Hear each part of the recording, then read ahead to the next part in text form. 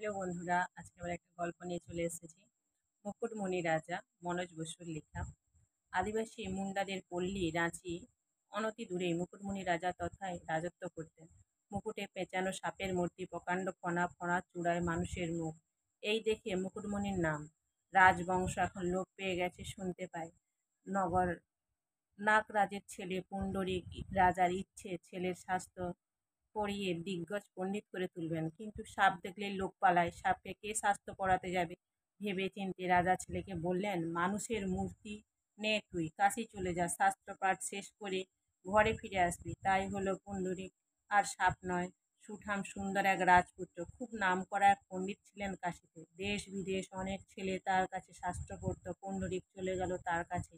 মেধাবী ছেলে পুণ্ডরীক, যেমন চেহারা তেমনি স্বভাব চরিত্র। পণ্ডিত তাকে চোখে চোখে রাখেন। পণ্ডিত শুধু নন, তার স্ত্রী, তার মেয়ে মণিমালা। পুণ্ডরীক একেবারে বাড়ির ছেলে হয়ে উঠেছে।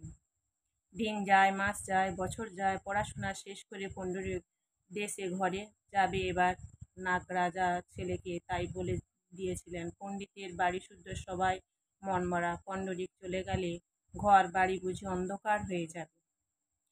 পণ্ডিত পুণ্ডরীকের কাছে ডাকলেন, শোনো, আমার যত কিছু বিদ্যা তোমায় দান করেছি, তুমি গুরু দক্ষিণা, কিন্তু গরু দক্ষিণা পেলাম কই? পুণ্ডরীক বললেন, আদেশ করুন। পণ্ডিত বললেন, বুড়ো হয়ে গেছি, কোনদিন চোখ বুঝবে। অনেক যত্নে চতুষ্পাঠী গড়ে তুলেছি, চতুষ্পাঠী হয়ে যাবে আমার মৃত্যুর সঙ্গে সঙ্গে। তুমি এই চতুষ্পাঠীর ভার নাও, অধ্যাপনা করো, আমার গুরু দক্ষিণা নিশ্চিন্তে তাহলে তুমি মারতে পারবে।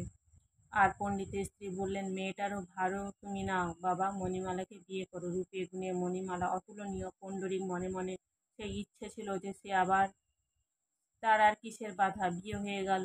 বাড়ি ফেরা মুলতুবি। শিষ্য ছিল পুণ্ডরীক, জামাই হলো এখন চতুষ্পটির অধ্যাপক। সাপ হয়ে কিন্তু পুণ্ডরীক পুরোপুরি মানুষ এখন।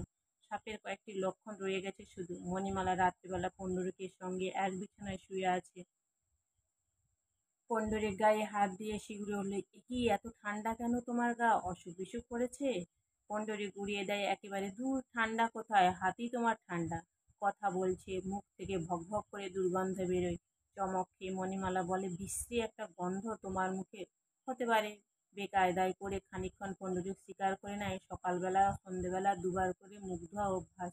নানা ঝঞ্ঝাতে সন্ধেবেলায় মুখ ধোয়া আজ হয়ে ওঠেনি। এ কৈফিয়ত মণিমালার মনে ধরে না, কিন্তু মুখে সে কিছু বলল না, উল্টো দিকে মুখ করে শুয়ে রইল।